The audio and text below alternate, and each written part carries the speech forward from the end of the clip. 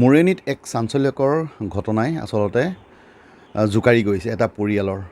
আচলতে 29 তাৰিখে অৰ্থাৎ যোৱা মঙলবাৰে ঘৰৰ পৰা নিতৌ যোৱাৰ দৰে কম্পিউটাৰ ক্লাছলৈ ওলাই যোৱা গায়ত্ৰী গগৈ আজি 3 দিন পৰ্যন্ত তেওঁ উভতি অহা নাই। মই পৰিয়ালৰ লগত আছোঁ মৰিয়নী বিৰলা কলনীৰ ভিতৰত আৰু এক শোককুল পৰিৱেশ আচলতে বিৰাজ কৰি আছে। ঘৰৰ যিগৰাকী যুৱতীগৰাকী হঠাৎ নোহোৱা হোৱাত বৰ জীয়ৰী নোহোৱা হোৱাত ঘৰখনত এক শোককুল পৰিৱেশ বিৰাজ কৰিছে।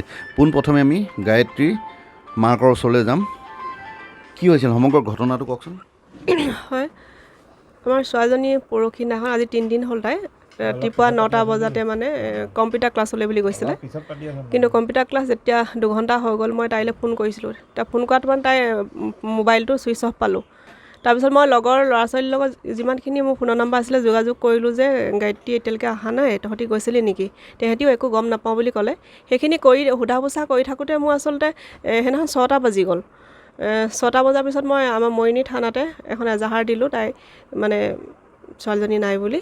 কিন্তু তাত একো সুবিধা কৰি নিদিলে তেখেতলোকে, আৰু তেওঁলোকৰ তাত মানুহ নাই বুলিও ক'লে। আজি তেনেকৈ থাকোঁতে আজি মোৰ 3 দিন হ'ল, সম্পূৰ্ণ 2 দিন হৈ আজি 3 দিনত সোমাই দিলে। সেইকাৰণে আপোনালোকৰ আশ্ৰয় ল'বলগীয়া হ'ল আচলতে।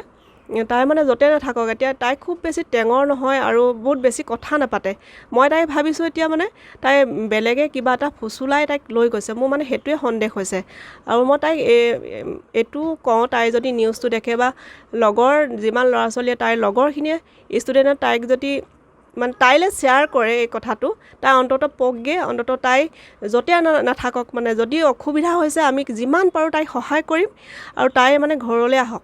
আৰু যদি অসুবিধা হৈছে তাই কিবা এটা পাপাৰ মানুহটোক মই এইটোৱে কৈছোঁ, পাপাৰ ফোনটোৰ নাম্বাৰটো মনত আছে, মোৰ নাম্বাৰ মনত আছে, তই সেই নাম্বাৰটো কাৰোবাৰ ফোন এটা খুজি হ'লেও তই আমাক এবাৰ জনা।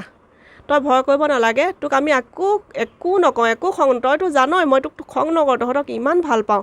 তই সেইকাৰণে ঘৰলৈ আহ, ঘৰলৈ নাহিলেও তই অন্ততঃ ক'ত আছ তই মোক জনা, আৰু কোনোবাই কিবা এটা কৰিছে যদি মুঠতে অন্ততঃ আমাৰ লগত যোগাযোগ কৰক, আমি সেইটোৱে অনুৰোধ কৰিম। আৰু এতিয়া কিহত পঢ়ি আছিলে তাই? BA পঢ়ি আছিলে মৰিয়নী কলেজতে।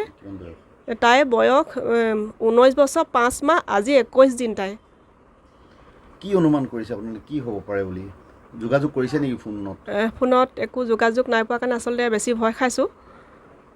তাই অনুমান মোৰ এইটোৱে হৈছে মানে তাইক কোনোবাই এনেকৈ ঠগিহে লৈ গৈছে।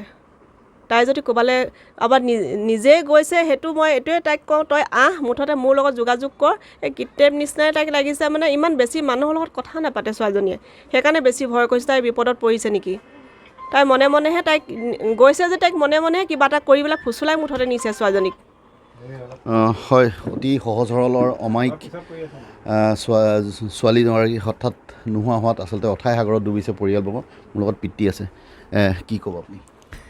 মই এইটোৱে ক'ব বিচাৰোঁ, কিবা ND24 নিউজৰ আগত যে মঙলবাৰ ৰাতিপুৱা 9টা চাৰে 9টাৰ ভিতৰত মই ঘৰৰ পৰাই মোৰ ছোৱালীজনী আগৰ দৰে কম্পিউটাৰ ক্লাছ কৰিম বুলি গৈছিলে। মই ছোৱালীজনী নিজেই পাইছোঁ, আৰু তাই ৰাতিপুৱা ভনীয়েকক এণ্টনি হায়াৰ ছেকেণ্ডেৰী স্কুলত থৈও আহিছে। তাৰপিছতে তাই ক্লাছলৈ যাওঁ বুলি গৈ পোৱাৰ পিছত মই মোৰ নিজৰ কৰ্মত ব্যস্ত হ'লোঁ। ব্যস্ত হৈ তাৰপৰা দুপৰীয়া ভাত খাবলৈ আহোঁতে তেতিয়া মাকে মানে যেতিয়া কন্দা কৈছে, মই বোলো কি হ'ল? তাৰপিছত ক'লে যে এনেকৈ তাই মোবাইল ছুইচ অফ পাইছোঁ, এতিয়ালৈকে অহা নাই। মই বোলো হয়, এতিয়ালৈকেতো ইমান দেৰি কোনো দিন নকৰে, য'তে নাযাওক তাই খালি 1.5 ঘণ্টা 1 ঘণ্টাৰ ভিতৰত গুচি আহে। সেইটো মই নিজে সদায় মোৰ ষ্টেণ্ডৰ মুখেদি আহে, মই দেখোঁ। কিন্তু আজিলৈকে একো সংসূত্ৰ পোৱা নাই। প্ৰশাসনকো মানে আমি FIR দিছোঁ, আজিলৈকে প্ৰশাসনৰ ফালৰ পৰাও একো সহায় পোৱা নাই। আমাক মাতি নি একো সোধাও নাই, সোধ-পোছ কৰাও নাই। গতিকে লৈ তুমি য'তে আছা আমাৰ লগত যোগাযোগ কৰা, বা তুমি কোনোবা তাত ভাল মানুহো থাকে, তুমি যেনে তেনে কাৰোবাৰ পৰা মোবাইলটো লৈ আমাৰ ঘৰলৈ ফোন কৰা, তেতিয়া আমি নথৈ আনন্দিত হ'ম। আমাক খালি তুমি ক'ত আছা সেইটোহে লাগে আমাক। মানে সন্দেহ কৰিছে আপোনাৰ দুষ্ট চক্ৰ কবলত পৰিব। তেনেকুৱা যেনে লাগিছে। আজিকালিতো বিভিন্ন জেগাত মানে এইবিলাক হৈয়ে থাকে। আমি তেনেকুৱা এটা মই সন্দেহ মানে মোৰ উপৰিছে দুষ্ট চক্ৰত পৰিছে বুলি।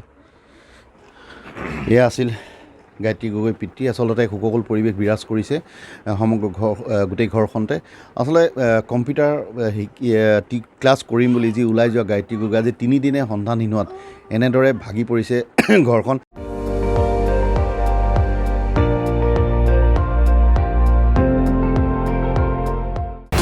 আপুনি চাই আছে ND24 সৰ্বশ্ৰেষ্ঠ নহয় সৰ্বোত্তমৰ দৌৰ।